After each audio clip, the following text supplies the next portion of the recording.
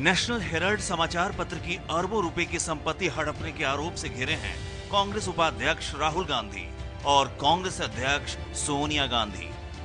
National Herald case में अदालती कार्यवाही का सामना कर रही सोनिया गांधी ने कहा है कि मैं इंदिरा गांधी की बहू हूं, मैं किसी से डरती नहीं।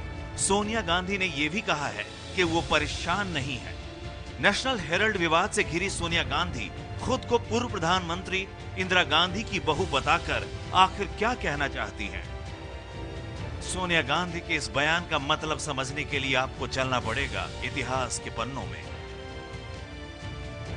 1975 का साल था। इंदिरा गांधी देश की प्रधानमंत्री थी। 12 जून 1975 को एक अदालती फैसले में इंदिरा गांधी के चुनाव को निरस्त कर दिया गया।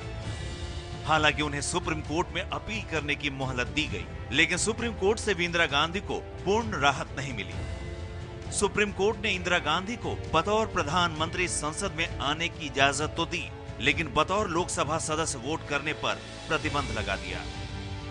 इस फैसले से इंदिरा गांधी इतना भन्नाई कि अगले दिन ही उन्होंने बिना कैबिनेट की औपचारिक बैठक के आपातकाल लगाने की अनुशंसा राष्ट्रपति से कर डाली, जिस पर राष्ट्रपति ने 25 और 26 जून की मध्य रात्रि में ही अपने हस्ताक्षर कर डाले और इस तरह देश में लग गई पहली और आखिरी इंटरनल इमरजेंसी।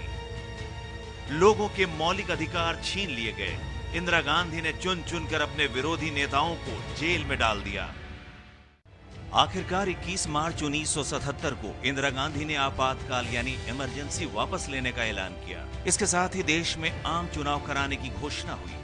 लोकसभा चुनाव में इंदिरा गांधी की पार्टी कांग्रेस की करारी हार हुई। इंदिरा गांधी और उनके बेटे संजय गांधी भी चुनाव हार गए।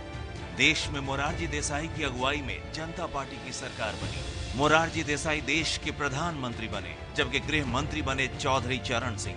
जनता सरकार ने सर्वोच्च न्यायालय के पूर्व मुख्य न्यायाधीश न्यायमूर्ति जेसी शाह की अध्यक्षता में एक जांच आयोग गठित किया। शाह कमीशन को आपातकाल के दौरान हुई ज्यादतियों का और अनियमितताओं का जांच का जिम्मा दिया गया। शाह की अध्यक्षता में एक जांच आयोग गठित किया। शाह कमीशन को आपातकाल के दौरान हुई ज्यादतियों का और अनियमितताओं की जांच का जिम्मा दिया गया। शाह कमीशन की रिपोर्ट के आधार पर इंदिरा गांधी के खिलाफ तत्कालीन गृह मंत्री चौधरी चरण सिंह ने कार्रवाई का आदेश दिया। इंदिरा गांधी और संजय गांधी दोनों को जेल भेज दिया गया। इंदिरा गांधी को दिल्ली के तिहाड़ जेल में रखा गया।